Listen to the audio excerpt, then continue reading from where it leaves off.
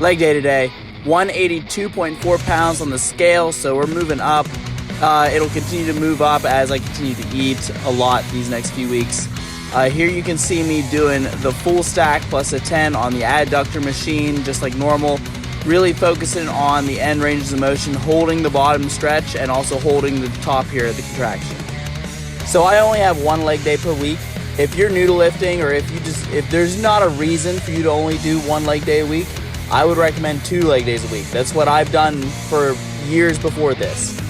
I'm doing 1 leg day a week now because 1, my knee hurts if I do legs too often. One of the goals of this leg day today is that I walk out of here without my knee hurting, and we'll see if I get that done. Here we're doing some lying hamstring curls, 170 pounds for 10, again trying to hold the top, hold the bottom stretch, and also try to control the weight on the way down. The other reason why I only do 1 leg day per week is because I actually think I was overtraining my legs.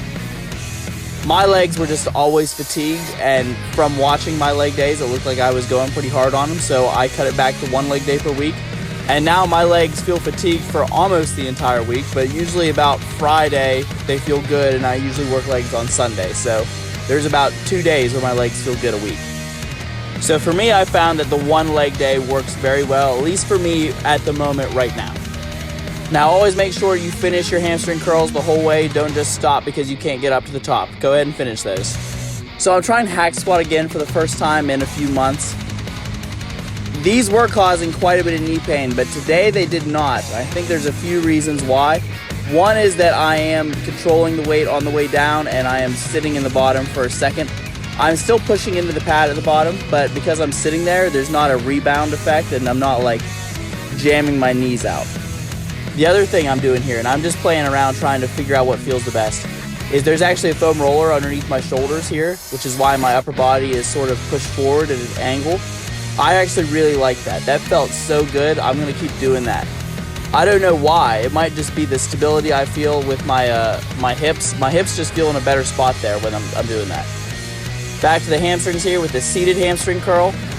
Going as hard as I can, but still trying to hold the contraction and slowly lower the weight. That hack squat, by the way, was 3 plates at a 25 on each side for 6 reps. This seated hamstring curl is 130 pounds for 10 reps. Now, the main benefit of the seated hamstring curl as opposed to the lying hamstring curl is that you're sort of locked into place a lot better in the seated one. You're not going to move your butt around. On the lying one, if you're just trying to go as hard as you can sort of like start popping your butt up in the air and using other muscles and momentum that you're not going to use on the seated hamstring curl. Single leg press now. It's always a good idea to do some single leg training just to maintain the balance and to make sure that both legs are equal in strength and in size.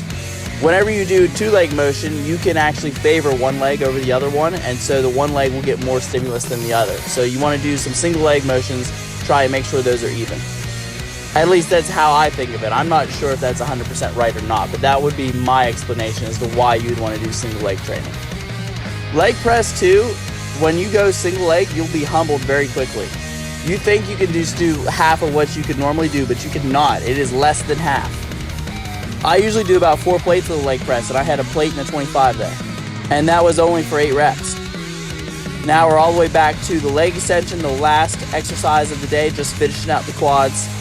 I'm really squeezing at the top. You can see me pull my knees towards me as much as I can and squeeze the whole quad and hold it there for a second before letting it slow back down and barely touching at the bottom, not slamming those weights back in there.